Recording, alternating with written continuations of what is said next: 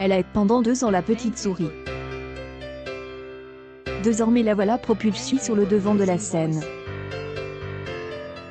Du haut de ses 24 ans, Ned Pirollet fait partie des 6 cuisiniers, sélectionnés à travers l'Hexagone, qui affronteront lundi et mardi à Reims afin de représenter la France au prochain Bocuse d'Or. Un sacré challenge pour la Lyonnaise. La concurrence annonce rude. Benjamine du concours, elle devra notamment en découdre avec de redoutables adversaires, dont Lémi Omia, revenu dans la saison 5 de Top Chef. Ou encore Jérôme Schilling, chef étoile au Michelin. L'avantage est que J est déjà connu le Bocuse d'Or, sourit la jeune femme au moment d'analyser ses chances de l'emporter. Car Ned Pirollet n'est pas à son coup d'essai. En septembre dernier, elle a remporté la plus prestigieuse compétition culinaire aux côtes de David Tissot. Je n'étais pas dans le box, en cuisine, mais à l'arrière en preparation, confie-t-elle modestement.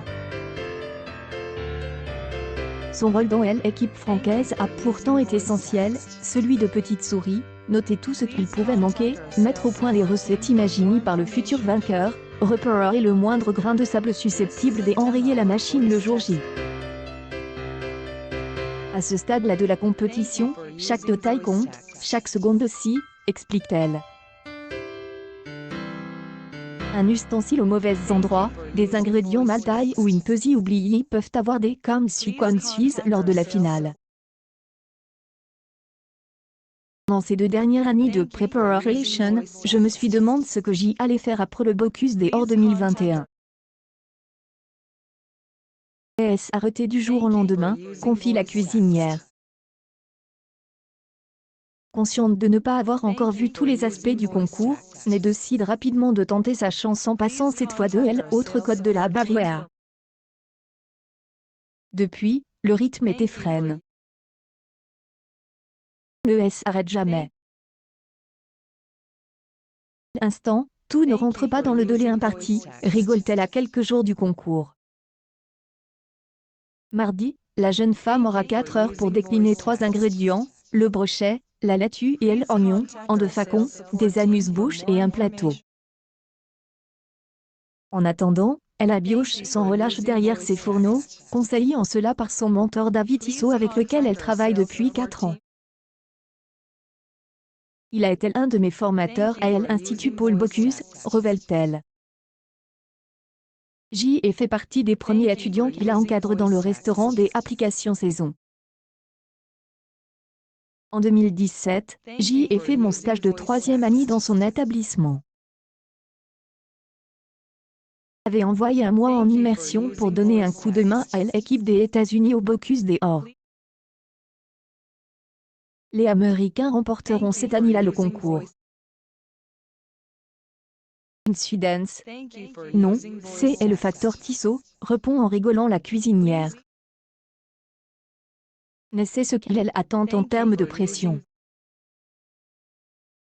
Cela fait 2 ans qu'elle est dans l'esprit du concours, elle aura cet avantage sur ses concurrents, analyse Florent Boivin, MOF et formateur à l'Institut Paul Bocuse dont la jeune femme est sortie major de promo en 2017.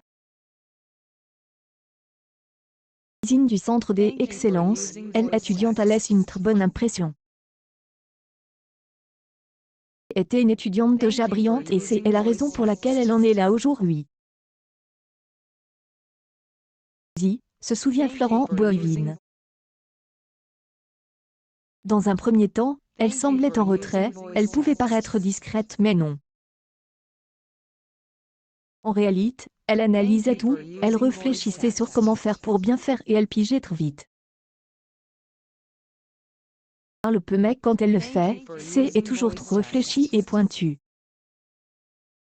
Sa maîtrise technique et son talent ont fait d'elle une meneuse. Développe un vrai leadership. Ne parle pas de manager les gens mais son aisance faisait que tout le monde la suivait instinctivement, se remémore encore le cuisinier confiant dans les chances de sa protégée. Elle est compétitrice, mais pas envers les autres. même. Chez elle, la peur ne la freine pas mais la pousse à aller plus loin. Conclut à quelques heures du début du concours en cas de victoire, Neb Pirollet deviendrait la première femme à représenter la France lors du